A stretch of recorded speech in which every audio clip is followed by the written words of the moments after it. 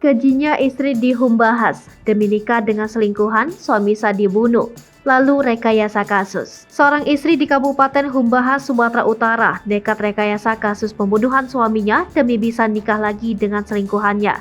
Setelah berhasil membunuh suaminya, sang istri berpura-pura tidak tahu, bahkan menjadi orang yang seolah pertama kali menemukan jasad suaminya. Adapun istri keji itu berinisial AM. AM bekerja sama dengan selingkuhannya berinisial HS membunuh Harlen Sinaga. Kasus pembunuhan yang dilakoni AM dan selingkuhannya berinisial HS terjadi pada Agustus 2022 lalu. Kala itu, AM menantang selingkuhannya untuk membunuh suami sahnya. Alasan AM ingin membunuh suaminya karena faktor ekonomi dan ingin menikah dengan HS. Menjawab tantangan AM, HS pun mengamininya.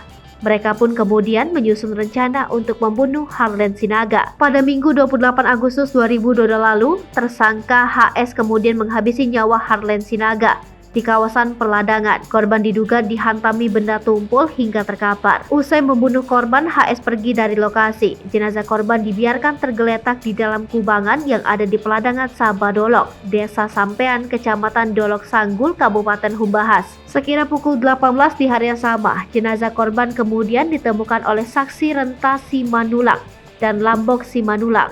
Bahkan disebutkan pula bahwa saat itu istri korban berinisial AM sempat ikut menyaksikan penemuan jasad suaminya.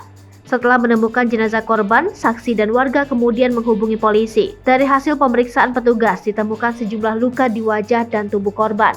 Atas temuan itu, polisi meyakini bahwa korban telah dibunuh. Dalam mengungkap kasus ini, polisi sempat memeriksa 20 orang saksi termasuk istri korban. Saat itu polisi menyita handphone milik istri korban. Berdasarkan pemeriksaan, ditemukan pesan singkat AM kepada selingkuhannya. Belakangan terungkap bahwa AM bekerja sama dengan HS membunuh korban. Menjawab tantangan itu, HS kemudian menghabisi Harlen Sinaga di peladangan. Kapolres Humbahas AKBP Ahmad Muhaimin mengatakan bahwa tersangka AM mengaku merasa sakit hati dengan suaminya sebelum merencanakan pembunuhan. AM mengaku pernah merasa dipermalukan saat pertemuan keluarga. Pada 20 Agustus, AM dan suaminya melakukan pertemuan keluarga di Lintong Nihuta. Pada saat itu, pelaku merasa tersinggung dengan ucapan suaminya dan langsung berniat membunuh sang suami bersama kekasih gelapnya. Atas kasus ini, kedua tersangka bisa disangkakan pasal 340 KUH Pidana atas pembunuhan berencana jungto pasal 338 KUH Pidana tentang pembunuhan dengan ancaman 15 tahun penjara.